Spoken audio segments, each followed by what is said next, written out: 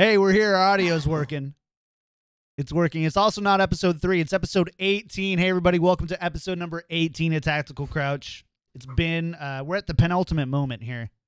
4 weeks of guests. We had Deepe. We had Sideshow. We had Harsha. Now we've got the man who's done it all. He's literally done it. I feel like he's done everything. He's the head coach of Boston Uprising Academy, formerly XL2.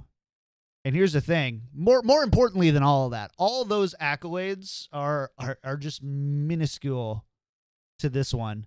The most active coach on the competitive Overwatch subreddit. So, everybody always wants to make that like that's a really important thing. And I mean it is. But like every day I wake up, ioStux, and it's like, here's a appreciation thread for ioStux for always being on here.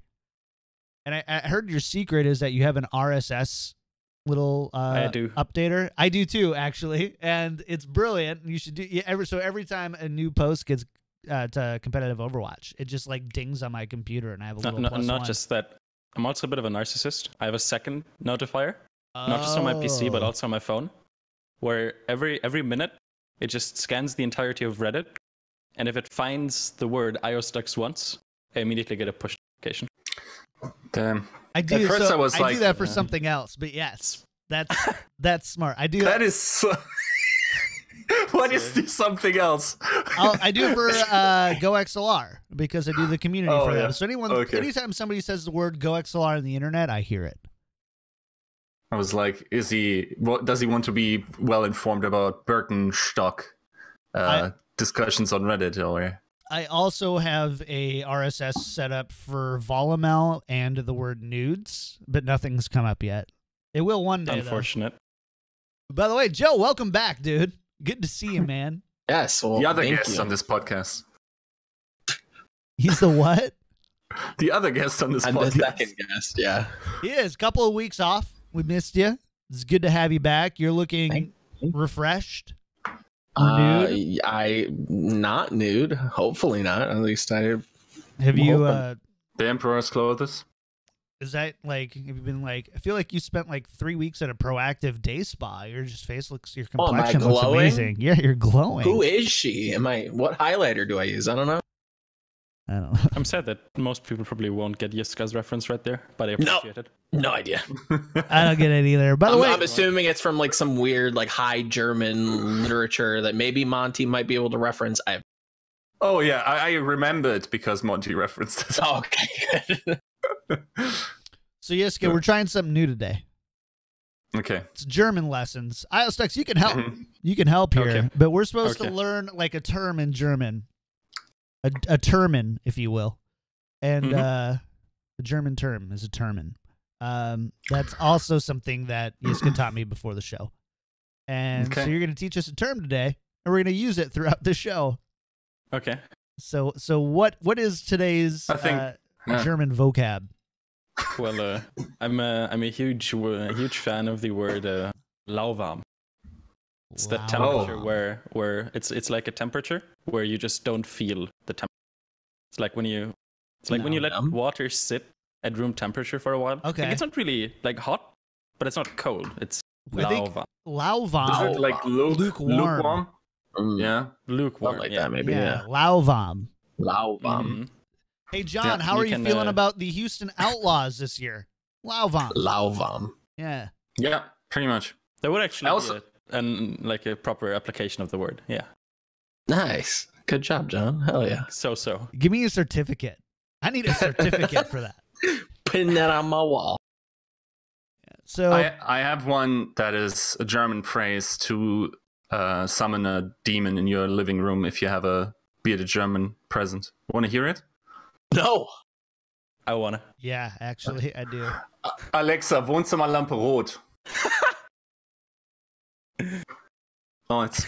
Alexa, I see it. No, I can see it through your window. I can see the reflection. You can see like the tiny little dot. It goes red. That's actually terrifying. It's not as bright as I anticipated. It's the joke kind of fell on his nose. Slap. Oh man! Great for the audio listeners as well. Yes. His lamp turned red. For the audio listeners, it was all red and blinking and terrifying. Yes. For the video listeners, I can't lie to you.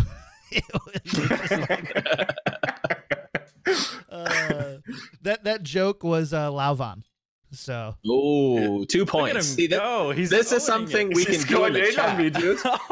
The chat can keep track of how many times we use the German phrase, and we'll have like a scoreboard at the end of the week. This is gonna be fun. Inside jokes. Inside jokes. All right, this is an Overwatch podcast. So first and foremost, as always, housekeeping. Thank you guys for tuning in, saying hello. Whether you're tuning in live, we stream every week at twitch.tv/KickedTripod. The times vary a little bit because, believe it or not, the guests that we have on the show are busy people. So sometimes we have to change the time of the show. It's going to happen. But it's usually Tuesday or Wednesday. It's usually around noon Pacific time or earlier. And we always post it on our Twitter at OWL Daily Show. You can find everything for Tactical Crouch and Overwatch League Daily, especially as we near the season. At OWL Daily Show, search for Overwatch League Daily, search for Tactical Crouch. It's downloadable everywhere. It's on YouTube. It's on Spotify. I think I just put it on Listen In. I guess that was a thing. Somebody posted in Reddit, be like, hey, it's not here. And so I posted it there. So it's there now. You're welcome. Who says we don't listen to feedback? We listen to feedback. Find it you know, we get 3 views on that. That's always my favorite part when people say, oh, why do you not have a podcast version? Because 5 of you dicks care. Like nobody else does. Is that really all you get on your podcast version of Thinking It Over? No, it's like a 10% ratio. Yeah.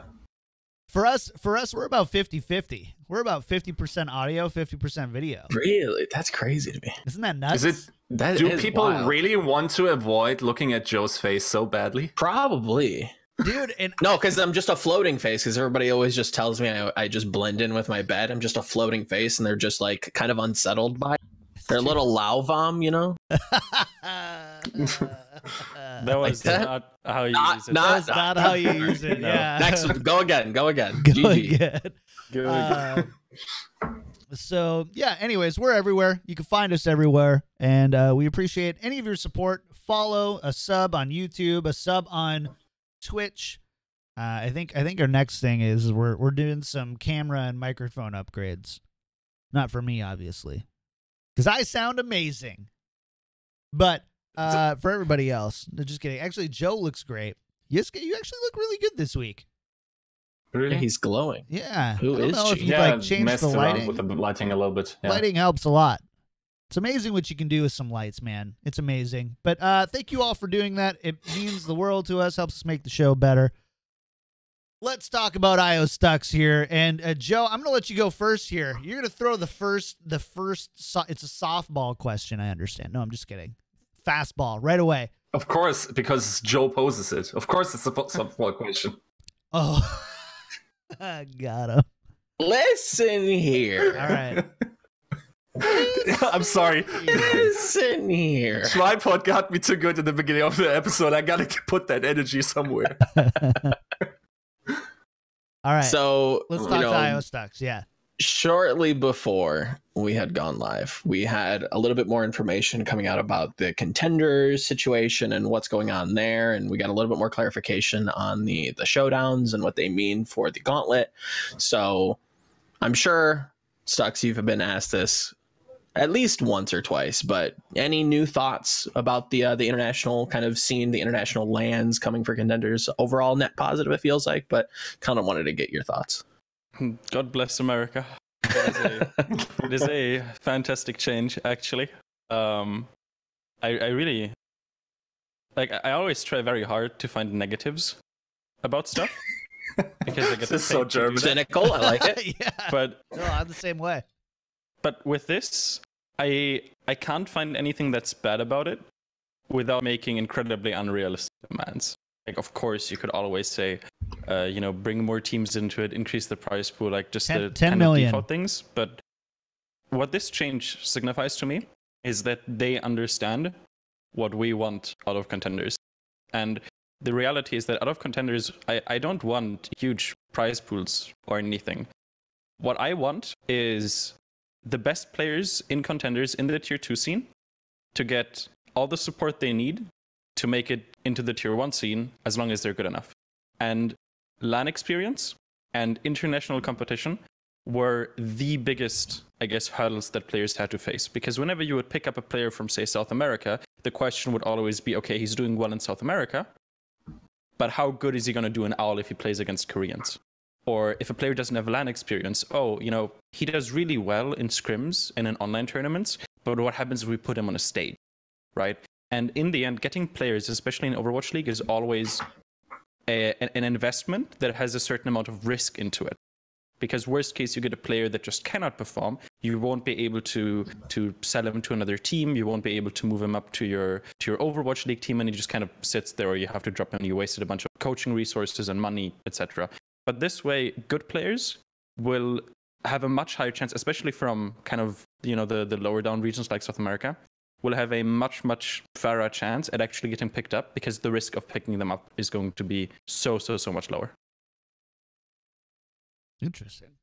Do you worry that this opens up kind of, I guess worry is a strong word, but are you concerned at all that this opens up a kind of like regional debate that like players from, and we kind of already know this to be true specifically with Korea, just seeing how densely populated the Overwatch League is with Eastern, specifically Korean players, but is there a worry there that the regions can kind of clash because it is going to be so prominent? From what it looks like, the showdowns are going to kind of dictate how many slots you get into the gauntlet. It kind of is hinting at a little bit. Yeah, I'm still not sure how I feel about that. To be fair, I don't fully, they didn't really specify exactly how it's going to impact it, but it would obviously be kind of depressing to see that, certain regions just won't even get the opportunity to attend, right? So first things first, I just hope that every region gets to send at least one team, no matter how bad they are, right?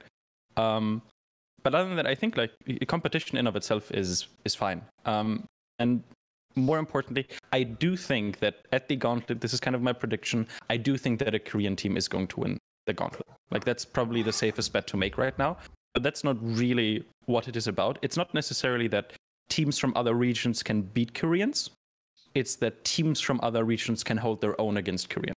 And that's already something that would break a lot of the conventional wisdom amongst the coaching and the scouting scene right now. Yiska doesn't believe that's possible.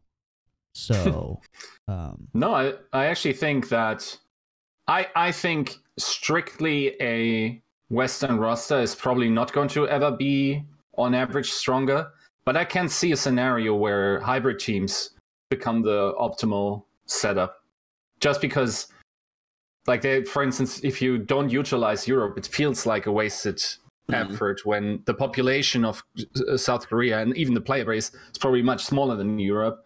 And also there is inherent value in having two gaming cultures or more present, because it's almost a proven concept now in economics that diversity increases value across several layers, because you sort of the one culture cares about this more, and then also you're able to incorporate look at the ease of use if you have a cross roster and just bringing in top level talent. You don't have to suddenly care about their nationality, about their language necessarily as much.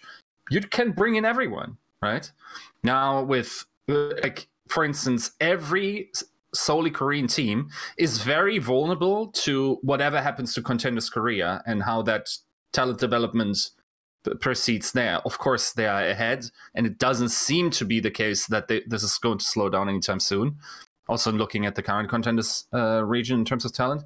But yeah, it seems to me it's the more robust decision to long-term incorporate a situation. It's almost... okay, here's the reference.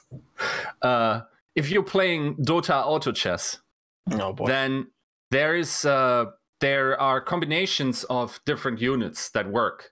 But if you only stick to one combination, then everyone is going to buy from the same pool, and everyone's going to be weaker. So you flip onto the next compositions and have a much more fluid system, and therefore outperform your opponents that way. I think that almost necessarily also because of the resources that we see in other regions now, or the support, I guess.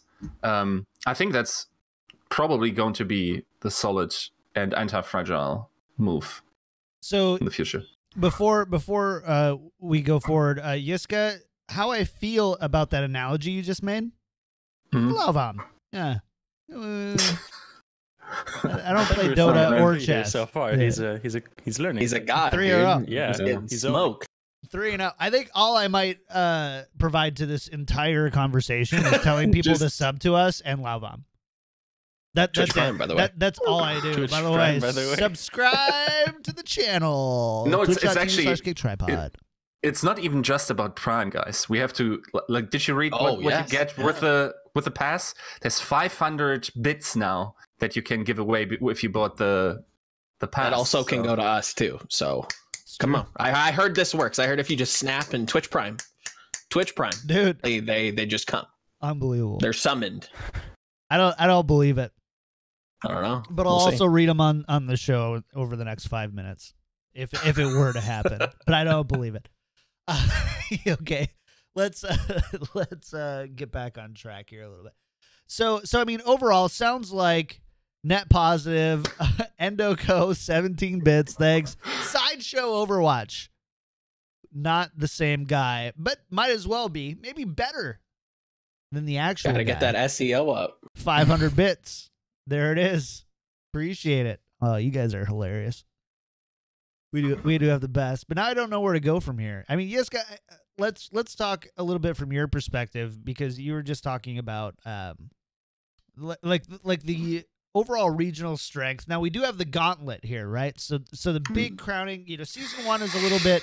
It's kind of like season 1 of Overwatch League. It's kind of like, hey guys, we're figuring this out. And season 2 was like, but this is the actual incarnation of what we want it to be. For Overwatch League, that's probably going to be season 3. You can't donate to the show that you're on. You can't do that. Why not? Because now As it's like, Mr. Volamel here kindly reminded me, I had 500 bits. So, they need to go somewhere. you heard it here first. Guests now need to pay us to be on the show. Oh God. Thanks, ioStux, for the 500 bits. This show is it's not. I don't know what's the word for hot in German, because this show is that right now. Heiß. Heights. Heist. Heiss. Yes. The show is heiss. Not Yes. Luvam, it's heiss. Just weaves him in, man. How am I supposed to beat this Yeah. guy? Yeah. Dude, you gotta get on. Need my to go up into level. the hills and like train with some German the thing. monks and figure out how to. When you're how to just do- hosting and not actually providing any real content to the show, you got to be a good listener. You do. That's it. That's my job, is to be a good listener. Let's go back to ioStux, because Yiska, I don't even know what I was going to ask you anymore. just I completely. vaguely remember about. I think generally it's a good idea to have crossover competition, because if I've learned one thing in esports history, it's usually that North Americans forget how bad they are at video games, and they need to be continuously every year reminded that at least Europe gets them every single time. And True. No, generally also, I mean, honestly, it provides probably the regions that wins the most from this is probably Contenders EU, I would imagine, because the attention already is on Contenders NA because of the academy teams, also the size of the thing, and because it's in America, has prime shoutcasters and everything. The product is just, I would say, high quality. And then in Europe, I mean, depending on the times when it's broadcasted and everything, and the fact that we only have now, I mean, one academy team or two coming, or coming to two. Yeah, I think that should certainly help, because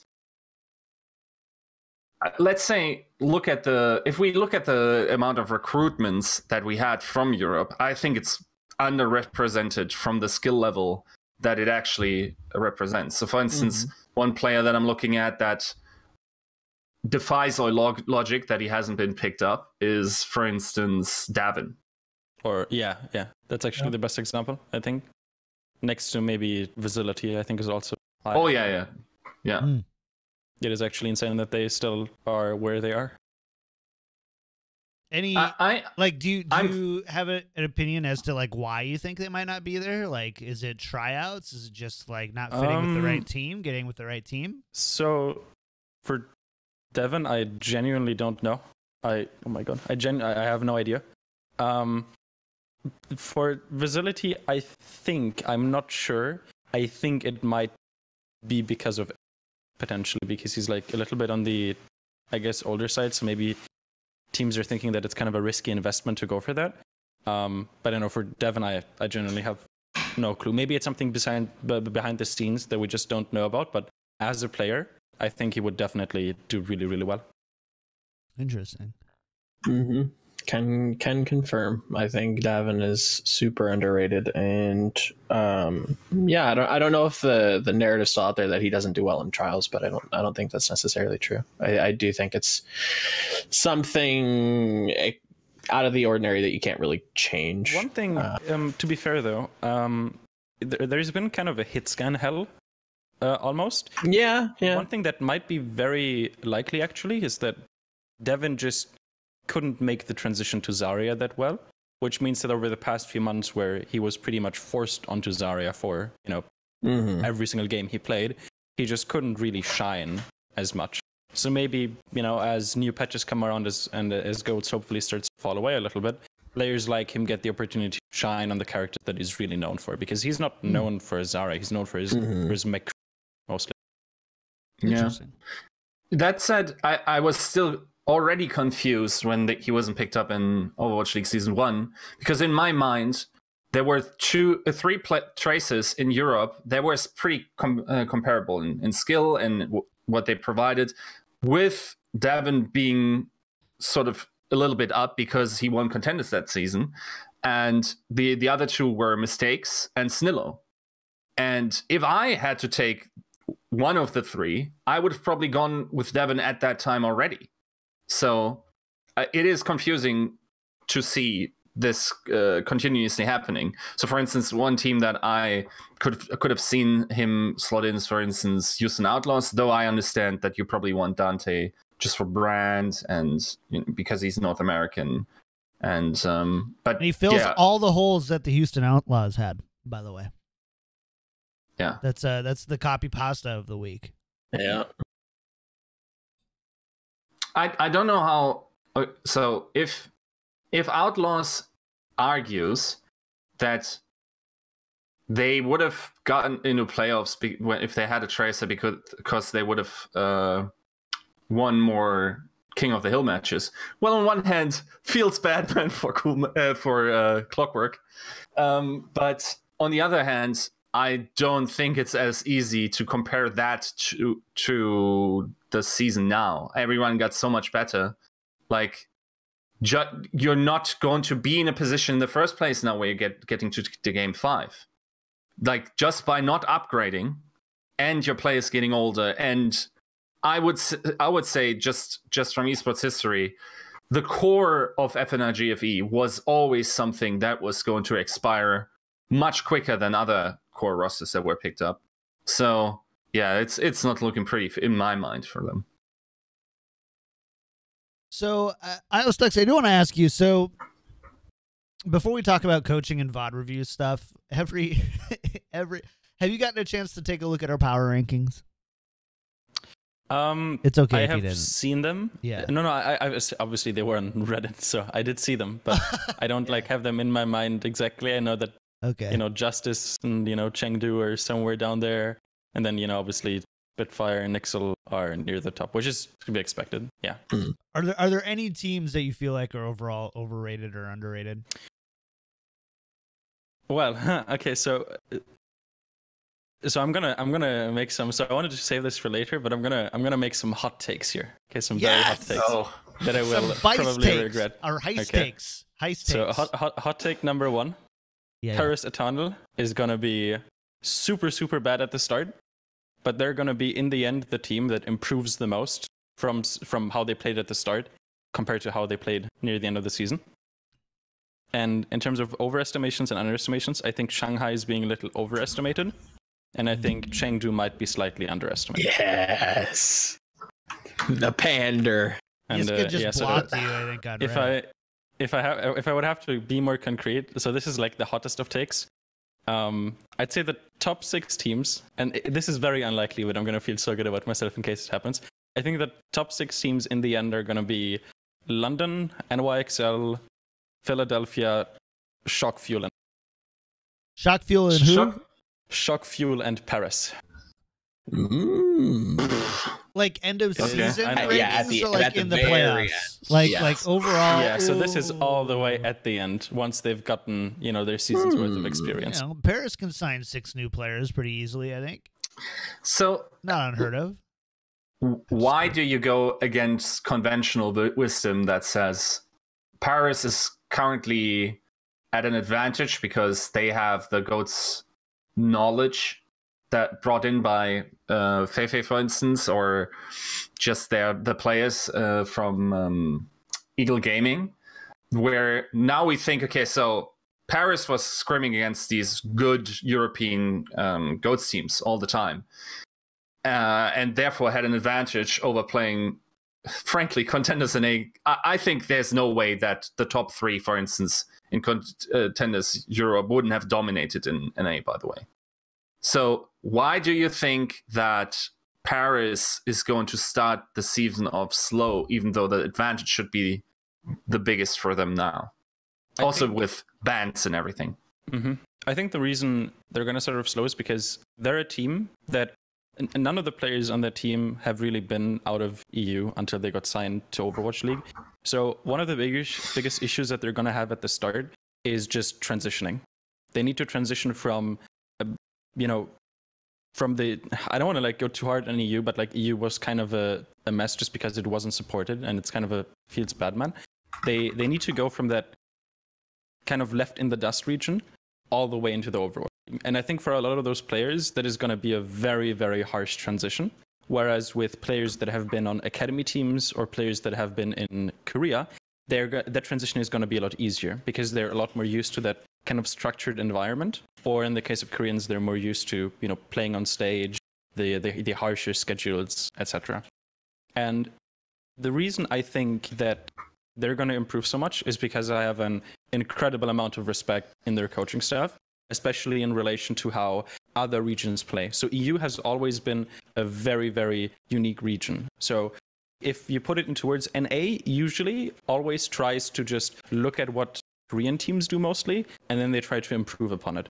But EU doesn't do that. What EU coaches mostly did is, obviously, with the case of GOATs, okay, they did take that from other regions and they tried to perfect it. But they've been playing tanks well before GOATs got meta. So their understanding of the game already is very different from other regions. And I think that is going to catch a lot of the teams currently in the league off guard, especially those who have played last season, because we didn't really have a lot of pure European influences. And as the season progresses, I think Paris will be one of the most unique teams, because Feifei and Saita, who in my opinion, I would go as far as one of the best coaches that the scene has to offer. They're ridiculously talented. They're going to figure out, I do really believe in them, and I think they're going to figure out how to catch these other teams off guard. Consistently, though, and with hardware that is really leaving something to be desired, I think. Mm-hmm. Yeah. So yeah, it's a hot take. Most of these hot takes are mostly based on the coaching decisions. Obviously, because I'm slightly biased as a coach, I look more at what the coaching staff looks like than what the actual play. Obviously, the players do play a part. But I have, for example, with the Shock, one of the reasons that I rate the Shock so highly is because I think having Krusty is going to be an incredible change for them. There is no way that Shock right now this season isn't going to be almost a completely different team compared to how they were in season 1, just because of that staff change. Where do you have the Gladiators? Because if that's your top 6, where do you put a team like the Gladiators? probably right behind that, like 7th, 8th, somewhere around there. Like definitely top 50%.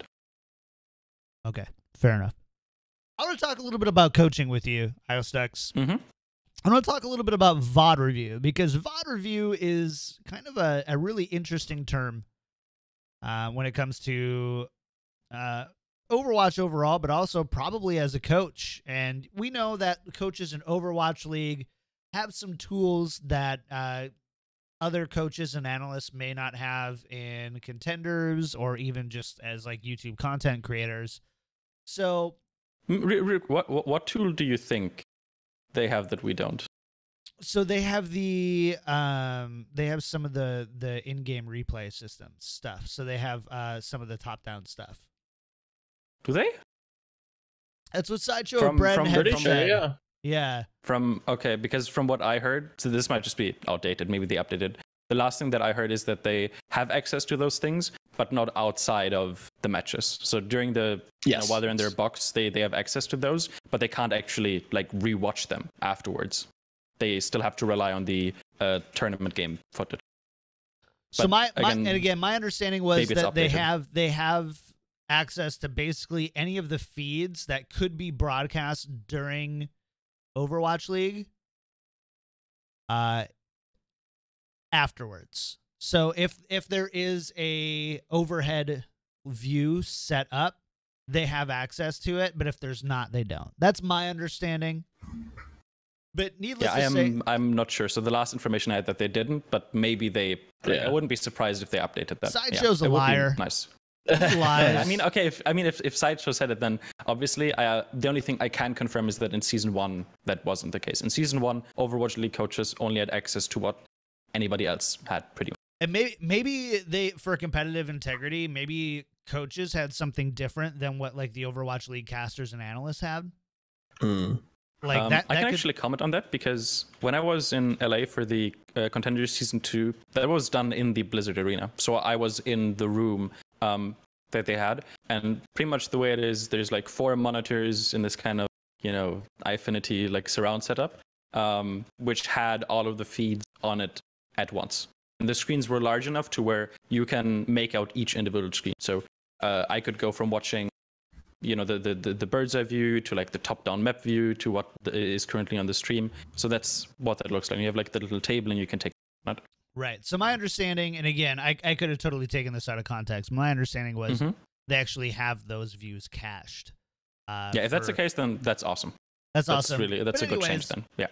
Not totally relevant to the question I wanted to ask you. Yeah. With the All Access Pass, having first-person cameras, what questions are you looking like? I mean, hey, how is this going to change how you VOD review? And what are you going to be looking for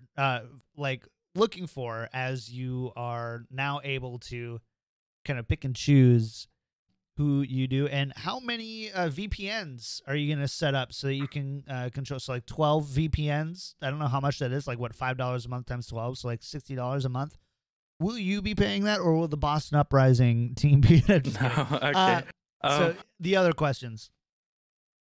I think so regarding that thing, actually, I think there's probably going to be some madman out there that is going to record all of the POVs and upload them to like a subreddit. Like, I wouldn't be surprised if someone would actually go to that extent. Regarding VOD reviews, though, this is something that I've been advocating for ever since the start. The worst thing you can do when you VOD review is go in looking for something. Because if you look for something specific, it is going to be very, very difficult to find something that goes against that. Like, that's just traditional confirmation bias. So if a player thinks, I don't know, like my aim is the issue or something mundane as that, if he goes into his VOD reviews, the only thing he's going to see is, I wouldn't have died here if I managed to one-clip this Zenyatta, right?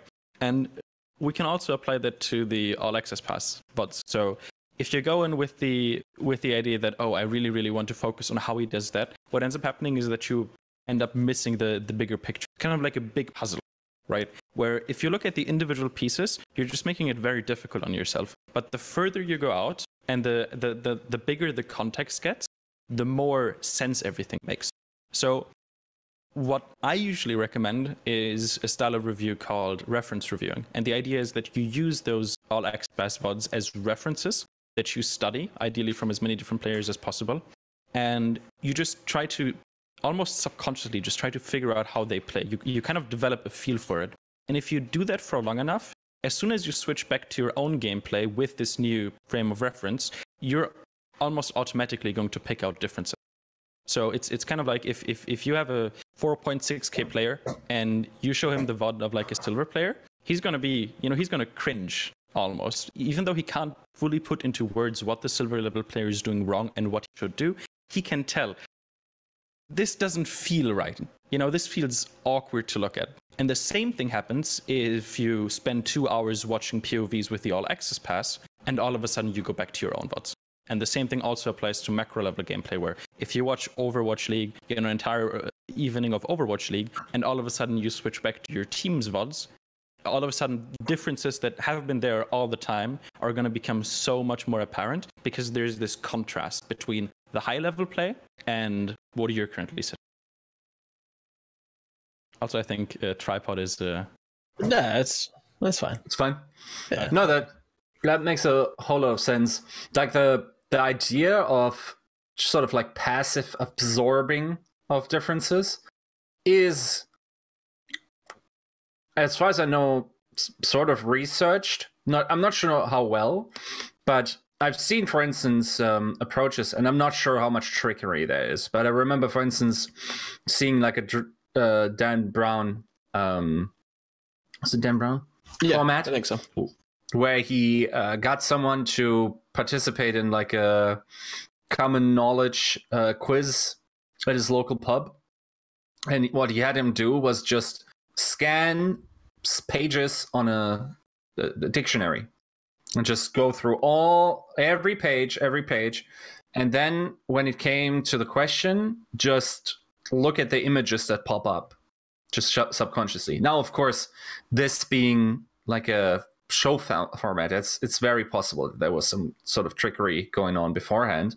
But I think generally the concept applies in some ways. I know, for instance, what always helped me studying was sort of playing for instance, like recording something for me. The process of recording would reiterate it, and then just listening to it almost in the same sense that you learn a song, let's say. You don't sit at home like learning a Madonna song that gets stuck in your head. You just know it, right? Because of repetition and like being exposed to it. Again, on the analogy though. Oh, come on. Luvam? Is that the right word? You already forgot. Lauvam. Dang it. I did 5 in a row. Why Madonna is what I want to know. Like, why Madonna? I don't know. I looked at Joe's window and I was like, he probably listens to Madonna. What? You can barely see my window. How does that discern my musical tastes? That is so freaking accurate, actually. It is. Oh my god. That's a Madonna curtain if I've ever seen one, man. I don't know what to tell you. Swear. But I guess the idea behind the question was that, like, we've all been kind of asking for this kind of VOD, accessibility for Overwatch League for a long time now. And that's something that everybody's kind of just been like feverishly wanting. And I feel like we're chasing, we're a dog metaphorically chasing a squirrel in the backyard, and we don't really know what we'll do once we get it. So it was kind of just explaining maybe the thought process of like maybe a higher end coach. But yeah, I think that subsequently fits really well. So thanks. Joe, where do you want to go next here with this one?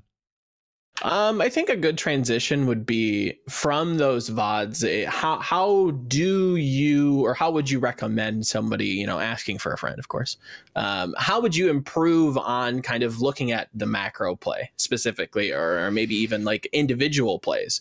What about, how do you go about studying that? And how do you kind of come to the closest truth that you can to kind of provide to your team? How do you go about that with these VODs? It would be my question. So I'm gonna go. So I'm gonna give like a bit more, I guess, of a high-level coach's perspective here, rather than a viewer's perspective, because they just don't know how it's best for viewers. But from a coaching perspective, macro or how you improve at macro level analysis and micro level analysis is pretty much the same. So for micro, the important thing is that you will never be able to match a player in terms of knowledge on how much they know about that character. But what you can do is you can gain a bigger variety of that knowledge. Because coaching someone on a micro level is rarely just telling them concepts that you came up with yourself at this level, because chances are they know most of those already. So for me personally, in the off role, I have coached Icy, I've coached Mystic, I've coached Waifu, I coached Huyol, and now with Uprising Academy we have Punk and Craig. And I know how those players play off tank. I know what little tricks they used. I know how they made their decisions. So what I do is I think back on those players. I figure out what good habits they made, what cool tricks that they knew, and then I just take all of them and I just pump them into whoever I'm coaching right now. Right, so certain tricks on how to use Diva Bomb, for example. I didn't come up with it myself. I don't play enough Diva to come up with that stuff. But, maybe I've seen it being executed by Huyol, right? So the best way to learn micro is to just study as many different players as possible. And the best way to study macro and kind of, how strategies are formed and how they're executed is, instead of looking at as many different players, we just look at as many different teams. And so I'm going to go a bit in depth here. A lot of people are probably going to think that, you're kind of a shy coach if you don't come up with anything yourself and you just leech off of the work of others. You just look at what other off-tank players do and you just copy it. Or you look at what other teams do and you copy it. But that's not really true. So I have, taught myself a decent bit about the game and, made connections, as every player that spends a lot of time does. It's pretty much unavoidable. But being a coach is not just about knowing a lot about the game, because you can be the smartest coach ever, but if you can't actually put that knowledge into your players properly, then you won't get anywhere. So the way that you improve at Overwatch as an individual or as a team is not really by coming up with new stuff all the time and reinventing the game. It's by picking up on what players and teams do that works and figuring out why it works. Because, and this is very important, a lot of people don't understand it. Some people have this idea of pro players as people that have a million different thoughts going through their heads, and everything they do in game is calculated. There's this Twitch chat meme where whenever there's a sick play, people are like, calculated, almost like in a sarcastic way, like, oh, there's no way that he thought about that. But a lot of players play very, very intuitively, and they do good things subconsciously without even thinking about it. Same thing with teams. Some teams develop natural synergy, and they make really smart plays together without even thinking about it. And so what I do is I find those things, I understand why they work, and then I use that understanding to kind of create my own, ioStux improved TM version of it. And that's essentially what coaching is. It's just sucking in the knowledge from the entire scene, filtering out all of the garbage, and then, picking out the diamonds and just giving them polish, more and more polish, until they're perfect for whatever level that you play with. I mean, the original team, the goats team back when they existed, they came up with goats, but it didn't take very long for them to no longer be the best team at goats. So chances are that if you come up with your own stuff, someone else is just going to take it and going to create a better version of it, right? Yeah. So you don't really get anywhere in esports as a coach if you're so proud of yourself that you tell yourself, oh, I just want to copy from other people. I want people to name strategies after me. I want to, do things like the LA Gladiators bamboozle. And that is like a case where, coaches do come up with their own stuff, where they're like, oh, okay, I'm a creative guy, I know how the game works. We're gonna do this weird stuff, right? And okay, that's true, but that is just, there's a reason why this bamboozle was so special and it didn't keep happening. You see, Joe is secretly fuming because he's like, but in season 2 of Apex, Metathena, I wrote an article about this. They copied. Which honestly proves my point, because Gladiators just took it. Exactly. And then they made it better. Right. There you go. How that makes you happy. There's also the KickedTripod dive, if you guys haven't heard about it, which is just 6 DPS players diving on supports. That's how you win games. So the KickedTripod dive coming to an Overwatch League season near you. It's brand it and market it. It's very one good. Other very important thing that I need to mention, and this is kind of a life lesson actually. So this isn't specifically to coaching, but one of the biggest realizations that I had as I learned coaching is that humans suck at creating new things, but they're so good at improving sucky things. right? So my sister, she's like into art. She does like drawings and stuff. So I kind of did some research. And what they do in art schools is they don't just tell the students, you know, here's what you should draw, just go and draw it. And then once you've drawn it, here's another thing you should draw and draw it. They didn't do that. What they do is they say, here's a topic, just make a sketch of it. Like a quick 20-minute sketch. And obviously the sketch looks horrid. And they only spent 20 seconds on it, or minutes. But then they take that and they see the flaws in it and they start improving on it. And they do another iteration and another iteration and another iteration. And spending 20 hours just going through iteration of improving whatever was before, rather than just trying to paint the perfect picture right from the start, is going to yield much, much better results. And another reason why this is so important is because creating new things and improving already existing things are two very different skills, right? So the more time you spend improving bad things, the better you'll get at it. And the more time you spend, you know, creating new things, the better you're going to get at that. I see messages in the chat. Oh, okay. Don't worry about it. It's fine. We're good. So in the end, a coach that spends... So my split, I would say, is around 90. So I spend 90% of the time just looking at what other teams do, what other players do. I try to figure out how it works, and I'm going to try to improve it. Maybe 10% is just the odd, oh, you know, this could work. You know, let's just give it a shot in scrims, right? And I think that is the most optimal way in the end to coach, and that is the most consistent way of seeing results with the players that you work with. So I wanted to branch off on two topics there, because I just wanted to kind of confirm that it sounds like, at least for me, you know, in my smooth baby smooth peanut brain, that you're kind of referencing like building good habits for the players. So you take all this information, you filter it down, you kind of remove the garbage like you mentioned, and you're giving them, you know, these sketches that they have to do, right? These paths they have to take. You know, maybe we don't want to take this path during this rotation. Maybe we need to, you know, with this ability up, we need to go this way, and we want to consistently do that. Do you think in the future we'll be getting kind of drills like that? Is the next evolution in Overwatch kind of having teams drill, or is that something that we've already started to see, you know, in contenders or even in the Overwatch League? So the problem with drills specifically is that they are very rarely super applicable. Okay. One, actually, someone messaged me like a while back. You know, he said he was on like an open division team, and he was wondering, you know, what kind of drills do you do with your team that we could be copied? And I just had to tell him, we don't do drills, and I don't know of a single coach that does, you know, drills over just either doing a VOD review or scrimming. And I think it's just because the game is a little bit too dynamic. Drilling it can give results, but it is not very efficient for the amount of time that you spend in it compared to the results you're getting, because you're only preparing for one specific situation. Right. Now, if you have a very, very fundamental issue, a really fundamental issue, like, I don't know, maybe you play dive comp, and what ends up happening is that the Genji always dashes in first, right? And he just gets one shot instead of just waiting for the tank.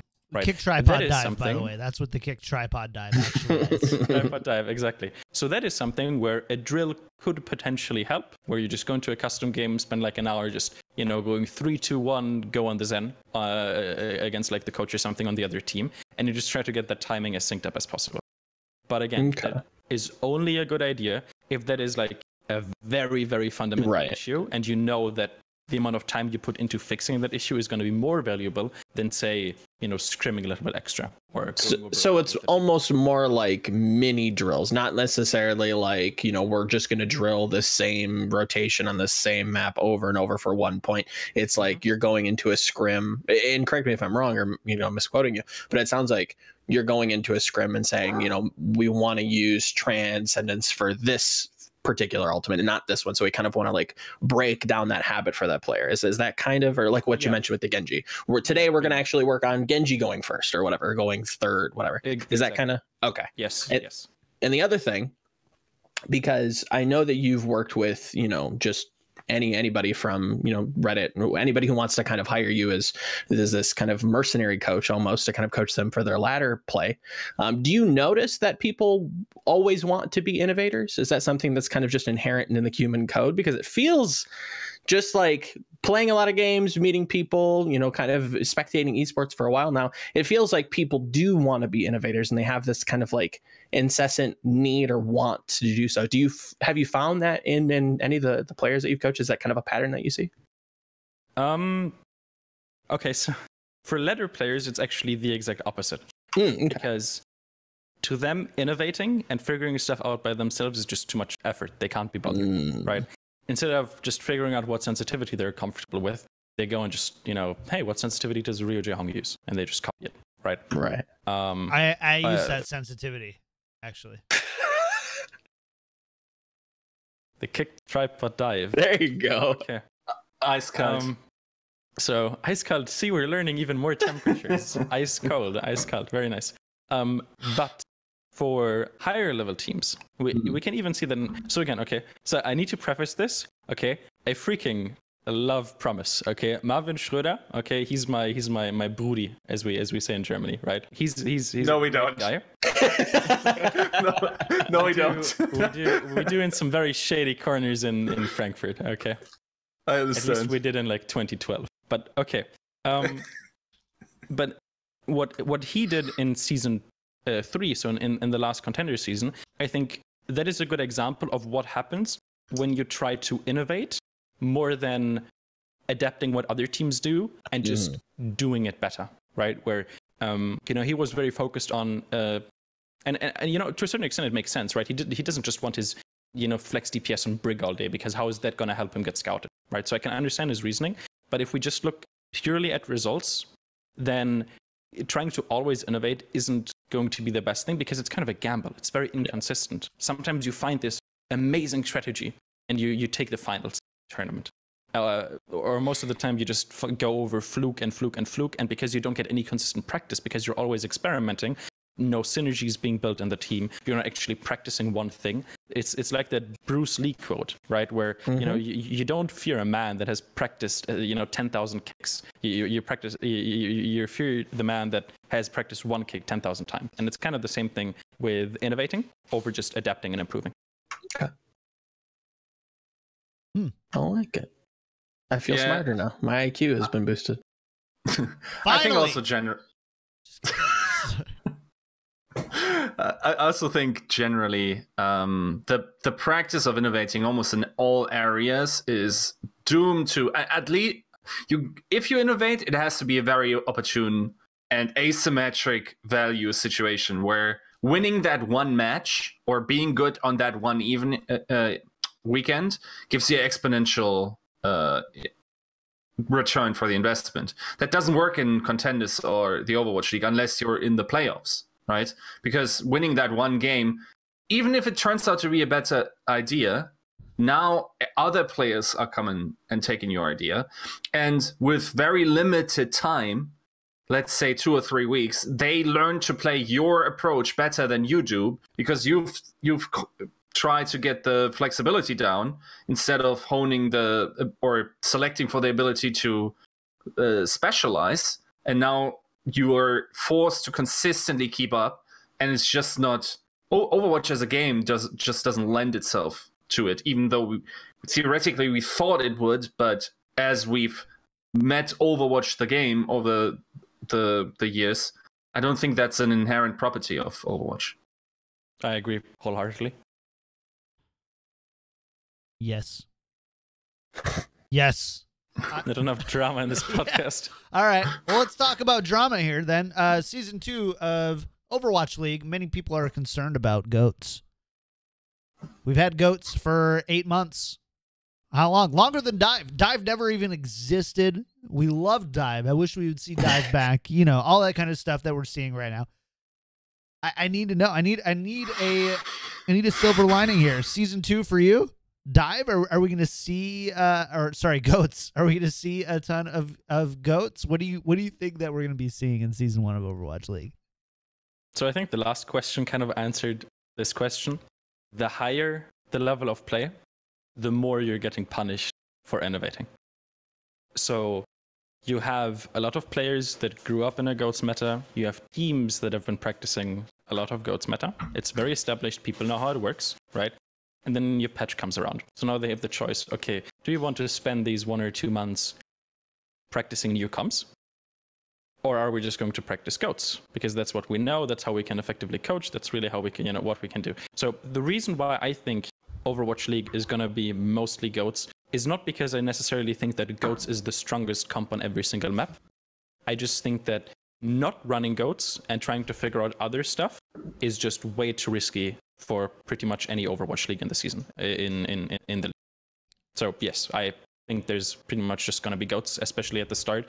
Maybe later on, but yeah, it'll take some time. Can I get you though, before Joe asks his questions, just to say KickedTripod dive will be the meta in season 2 of Overwatch League? No. Every time you mention KickedTripod dive, you should just get minus points. It's gonna be a thing, guys. No. I'm gonna get ioStux to say it by the end of the show. I'm going. Only Shock could play it feasibly as well. It's true. That or NYXL. Oh, NYXL as well. It works. Could actually, yeah. Joe, what were you gonna ask? Yeah. When it comes to innovation, though, would you say that Overwatch League is the best ecosystem to innovate because you are kind of safe in the sense that there is no relegation? You're not kind of fighting for this grand prize of, you know, potentially moving up to the biggest stage. You're already at the biggest stage. Your team isn't going anywhere. Your franchise slot isn't going anywhere. Wouldn't this be the time to innovate? Ideally, yes. But not no. Exactly. Okay, because, I see. Because we're talking about multi-million-dollar investments. We're talking about branding, public perception, getting titles. Those are the things that are important. So even though there is not an Overwatch League, like the next step above, they still want to win, which is why I think it's the exact opposite, actually. How much innovation happens scales with how little there is to lose, actually, which is why I think that Contenders is going to have, so the lower you go, the more innovation you'll see. So in Overwatch League, we're just going to have pretty much goats anywhere. In Contenders, I think you're going to have goats on the majority of the maps, but on some maps, teams are going to look at their strengths, at their rosters, and maybe try to innovate, figure out new stuff, right? So we're going to see, maybe triple DPS, quad DPS, all of that stuff. And then in Open Division, if you guys watch that, that's really where, people go a little crazy. And Moss 7 Gaming, let's go. Maybe the KickedTripod dive is gonna really manifest itself in Open Division. So do you feel like that is kind of, because there's kind of a dichotomy there in the sense that on the flip side, obviously in the lower levels of play, you also have, lower overall skill, less time dedicated to the game, less coaching support and staff, less financial support, and therefore time support. So, I get what you're saying, and I totally agree. And it's a travesty that it's not the other way, where the best players in the world get rewarded for innovating and, moving the meta forward. But don't you think that there's some level of, it's great that Moss 7 Club innovated in, China Season 2. That's the only reference that I have. And they, obviously that would never fly once you get to players at the caliber of Overwatch League. You don't run Bastion. What was it? Bastion, Orisa, Reinhardt on Volskaya attack point A. Is there memes? There's kind of, there feels like as the skill raises though as well, those cheesy comp step work. Where I am, anywhere between silver and masters. I'll let you guess, chat. Where I am, obviously, any team can win with anything, and that's not untrue. That becomes less true as you climb up the physical actual ladder. But once you actually get into competitive play, I feel like it's still true. Low gold, you're wrong, Matador. You're wrong. So the thing is, for one, it's safety, and it's also how comps work as skill improves. So it is much safer to let Contenders teams figure out stuff, kind of as a proof of concept, and then you start spending time as an Overwatch team looking into that instead of just trying to innovate on your own. But another reason is, and this is another reason why I think that Contenders is going to be more varied meta-wise slightly than Overwatch League, is because what a comp essentially is, and what you need to think about when looking at a comp, is you need to look at how difficult it is to make mistakes with that comp and how easy it is to punish mistakes with that comp.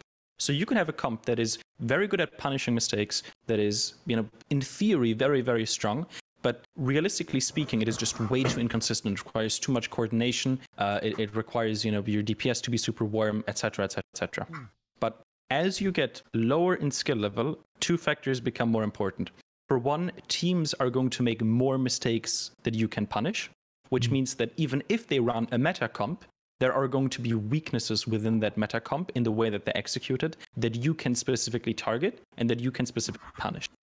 And also, because there are these weaknesses, say, a team runs goats, but they're not really that coordinated. Their rotations are kind of bad. And when your rotations are really, really bad, then goats is going to struggle a lot against, very spammy comps, right? Whereas if your rotations are on point, good teams have no issue just, sweeping out the high ground in unison. That's completely fine. So you could look at your team's strengths and contenders and say, okay, goats is the meta, but maybe if I look at my roster, if I look at, what other teams are running, maybe I can catch them by surprise, because another advantage of innovation is that if you come up with a new comp, other teams won't be able to practice against it. So in a tournament setting, depending on how short notice, I guess, you came up with the comp, you're going to be able to just, catch them off guard. They won't be able, they're not going to have any practice against it, ideally. Yeah. What you said, right, about the feasibility of trying out new comps, right? And that this is, of course, there's much less risk for tier 3 teams simply because there's no investment into them and mostly doing it in an amateur way. But do you think there's realistically a parallel universe where the team goats actually never materializes, never gets into tier 3, never plays it, never rolls tier 2 for a while at least, and makes that impact in order to publicize that comp? And do you think in that universe we're playing something different now? Do you think that has this butterfly effect? No. I think even if goats themselves wouldn't have come up with the composition in of itself would have come eventually, definitely. Mm-hmm. Maybe just under a different name, of course, but over the long run, people are going to figure out that certain characters like Brigitte, for example, just scale extremely well. They're going to look at EU and they're going to see the value of tanks, and they're going to put one together and they'll come up with what we know as goats. So I think even in an alternate universe, if where the team didn't exist, the team comp would have developed over time. Interesting. We're running out of time here. I do have one last question for you, and then maybe Joe and Yiska will have more. And I want to talk, go back to Uprising Academy, because they've been one of the most successful academy teams in contenders as far as moving players forward from academy onwards. Do you have anything that you can attribute this to? Like, what part of that legacy do you want to be a part of? I mean, just give us that academy team rah, I guess, a little bit here, and tell us what you think about what they've done so far and what you're hoping to do in the future. A big part of that is Huck, probably, because what Huck, he's very different from, I guess, other managers that I know and that I've worked with in the way he thinks about up and coming talent, because he's the first person that I've worked with that doesn't just look at immediate results like, oh, this player is super good, he had a really good run at the World Cup, I'm just going to pick him up and we're going to get free wins. But whenever he looks at a player, and I think that's very respectable, he looks about where is that player going to be once we've put him through our coaching staff for 6 months. And that's the player that he evaluates instead of the player that he's looking at right now. And that also makes it a little bit easier for players to look good, essentially. Because if you look at a player that isn't really that good when you pick him up, but he's going to be good once you coach him, then that is going to look good to other teams, because they see, oh, okay, this player was kind of a no one. And very, very quickly, he built himself, he kind of made a name for himself. So they know that the player is very coachable. They know that there's a lot of, a possibility to develop him, right? So it's almost like a proof of concept. But when you're looking at star players, one of the issues with star players that you just pick up is that you have no way of knowing whether they stagnated. And I don't want to call like specific players out, obviously, but there are players that look very, very good, but that look very, very good, but that, in my opinion, are already very, very close to their ceiling. Oh, okay. Yeah. I respect you, ioStux. I don't think I could do that. I couldn't have. I wouldn't have been able to. No, like I definitely agree. Also, just in terms of trajectory, it's sometimes also hard if you're picking players up from let's say another academy team to really judge, is he just not being facilitated enough by the coaching staff? You almost have to then evaluate the coaching staff that they have and say, okay, they didn't get the attention that they needed in order to improve, right? And maybe there is hidden resources that currently aren't being utilized. And I guess in that sense, I think in some sense, if you have the skill, that sort of narcissism of saying I can do it better than someone else is useful. It also leads to a lot of downfalls where you say, well, I think I can make Pimento play consistently at a top level.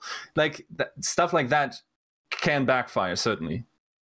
So I do have a question then as a follow-up to that. Let me see if I'm going to try really hard to phrase this right, because I suck at phrasing questions, especially when Yiska is around. So I love the idea, and again, I've got my Boston t-shirt right there in the closet. I wear it often, just not on stream because I don't want to seem biased. But I've got my Boston Uprising t-shirt. They're one of my, one of probably 3 teams that I cheer for right now. I just moved to San Jose, so I'm kind of a San Francisco fan as well. And, I love the idea of, kind of this developing young talent and kind of seeing beyond where they are now and where they could be. I love that. That sounds amazing. But I do struggle to believe that there's just one team that actually has the foresight to think that way. Like, I feel like every GM, every coach is not just looking at where the player is now, but what they look like in a year or in 6 months. And is it really, does Boston, in your opinion, take that much more intentional of approach there, and other teams aren't doing that just because they want the immediate payoff? Or so I obviously don't know like how every single team's management operates, right? Especially with teams from other regions. I'm mostly limited to NA, but I can very confidently say that in NA, when it comes to valuing players based on where they'll be 6 months from now, Boston and Uprising Academy is very, very unique in that way. And I haven't seen that kind of mindset. Because obviously, teams can say it, but I think Uprising is really the first team that doesn't just say, like, they actually did it. They're actively doing it. There's actual proof. Mm-hmm. Isn't part of the formula also just an unbelievable amount of work in terms of just scrimming so many people? You mean from what I've heard? You mean scrimming a lot of people as in trials, or scrimming a lot of people? Trials, sorry. Yes, trials. Oh, yeah. Pretty much, yeah. So having the open trials obviously helps a lot with finding new talent. And I can't go too much into how those trials worked. But sure, beyond just the trials being open, there was a lot of behind-the-scenes stuff that made sure that every single player in those tryouts, got the attention that they needed in order to really evaluate whether they're worth a look or not.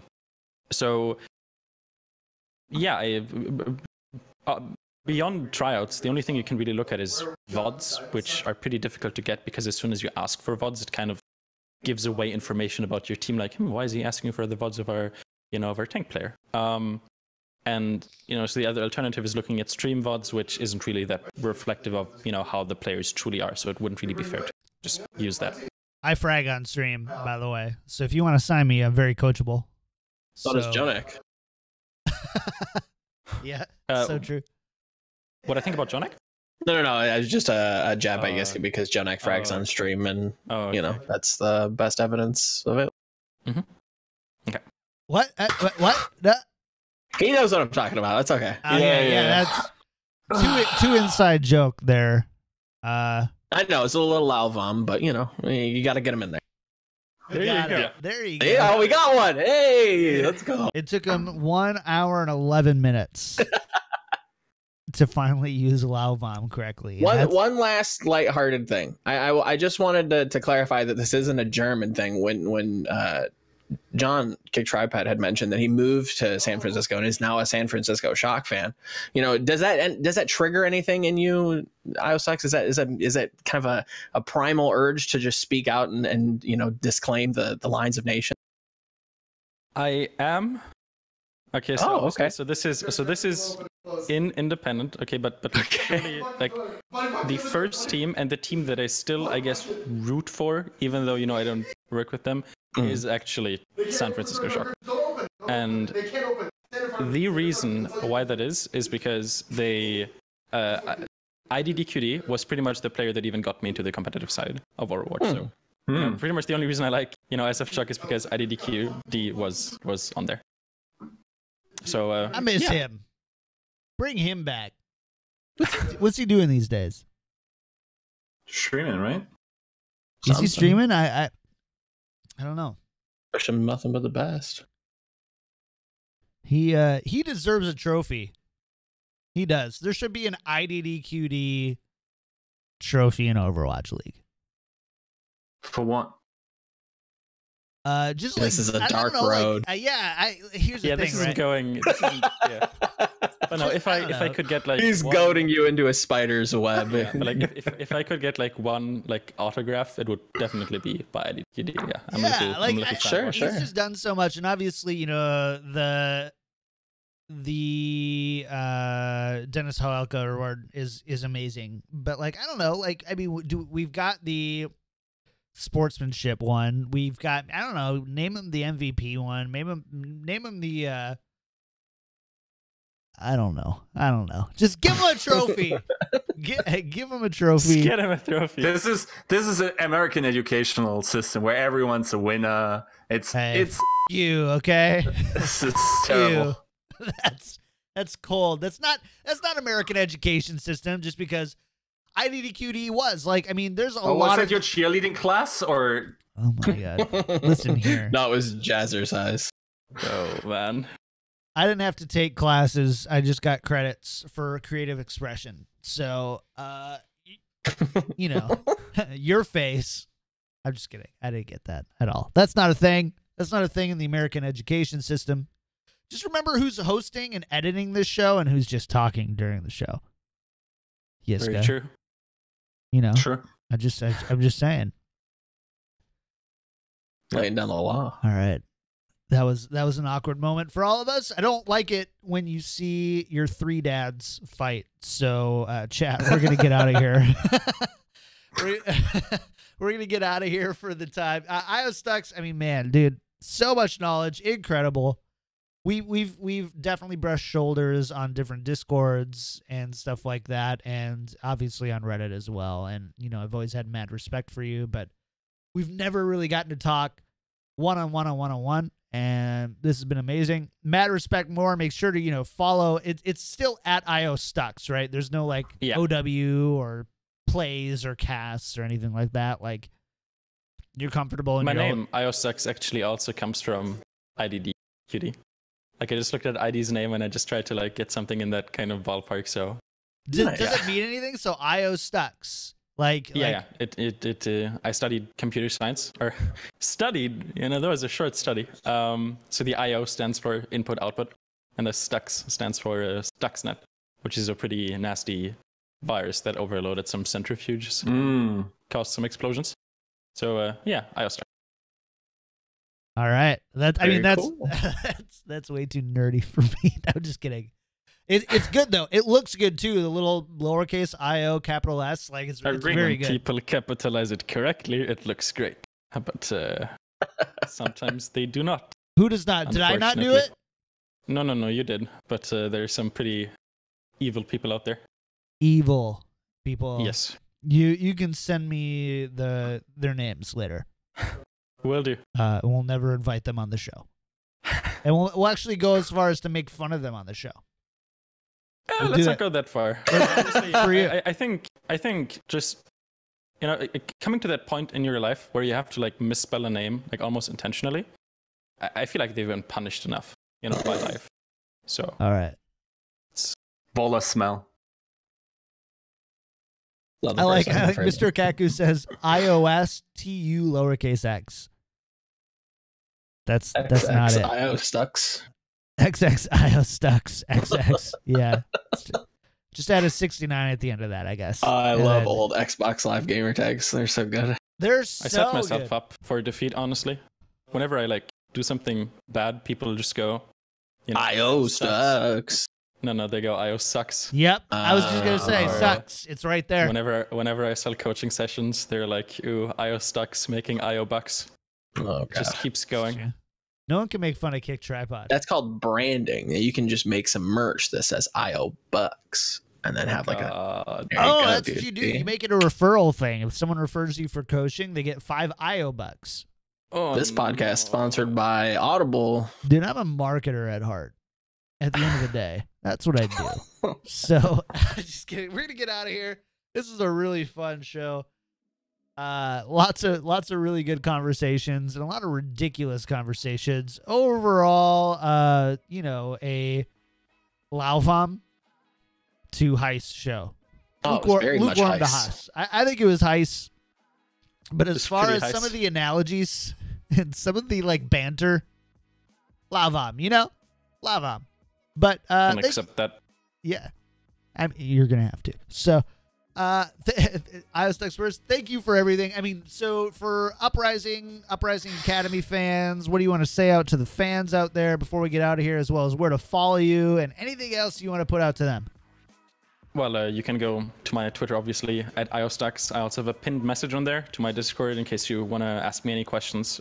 In general, I want to be kind of the coach that, is more active with the community and that people shouldn't shy away from just sending a DM. So if you have dank memes, send them my way and I'll reply with an emote. But yeah, no, that's pretty much it. And to any Uprising or Uprising Academy fans, I hope that you guys I hope that even though we didn't do that well in the last season, I hope that I, didn't disappoint you guys too much. And keep your eyes peeled for the next season because I'm very confident that we're, it's only going to go uphill from here. It's, the Uprising is coming. It's coming. I believe it. I'm a believer. Joe, what are you up to, man? What do people need to know about you? Where to find you? All that good stuff. What do you got working on?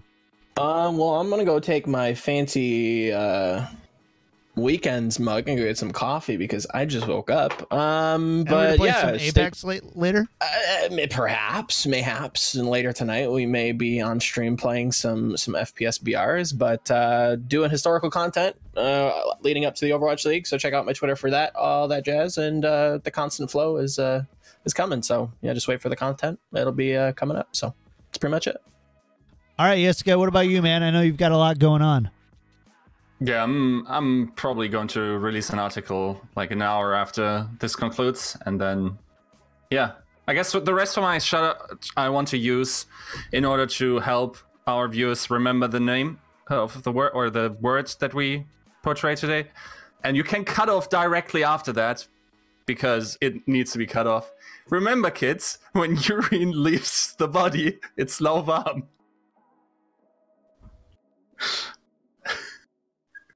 That is correct. But the worst kind of correct. I don't get it. Nobody will forget, though. Very true. Don't get it. I don't get it. Oh, it's a German thing, Joe. I don't get it. Don't worry about it. I don't get it. All Don't right. worry about it. Well, yes, I believe you. Good luck on the new gig. Excited to see more written content from you. Congratulations. Yes. Thanks. Fat congrats. Yeah, congratulations. Really nice. Yiska, Thank you. can I say it? Can I say it on the stream? Sure. You're going to be writing for VP Esports. And quite a bit, actually. So kudos, dude. Keep bringing us smart articles. Please do, because I'm sick of reading Joe's. No, I'm just kidding. Get him in. Get him in. I know. We're wrapping up. Get him in. I'm sorry. I'm just joking. Actually, if there's an article that I read every time it hits, it's only Volamel's. So excited to add yours to the list there. And as we continue to have the biggest brains in Overwatch on the show. Yeah. As for me, you can find me everywhere at KickedTripod. I don't do really smart Overwatch content. I watch a lot of Overwatch, and I do a lot of stuff otherwise. But you know, you won't get the big brain analysis from me. I know that until tripod dives becomes meta. Until the tripod dive becomes meta. Yeah. I just need. I need it. ioStux, I need it. Tripod dive is going to be meta in season 2. I'll try my best to spread the word. Fair enough. Cannot make any promises. Fair enough. I mean, that, you know what? That's actually pretty close to just kind of all I needed to hear. So I will take it. I will edit it. And I will make it an actual... I'm going to make it a thing, you know? Like, why not? You know, probably like right here, right? Does this sound right? Yeah, that's not going to work. We're going to figure it out later. No. I forgot that I'm already playing music. Yeah. It doesn't work. This is not nearly as effective of an ending of a show. The attempt was there, but it was like a little Lauvam, you know? Not heist. It was, what's cold?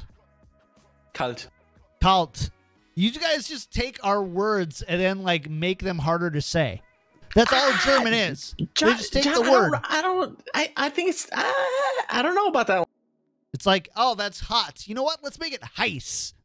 Like, let's just change 3 of the letters because we can. It's like, you know, going for like a bank robbery. It's like a heist, but like without the T at the end. It's yeah, like heist. Yeah, I mean, yeah. I get it, but it's like hot. And cult is like the word like cult, like the... Yeah, have nothing like to do with hot and cold, by the way. Yeah, it's like... Yeah, but like just how to pronounce it, you know, just like a cult. Just, I don't know. It's a cult today. I just don't know why you've had American for all these centuries to, you know, speak. American. You had American for all these centuries to derive your language from. You're like, let's just change it. You know, because I mean, how many our language centuries? is derived Like from Latin, like which 15 centuries. Like I think Jesus.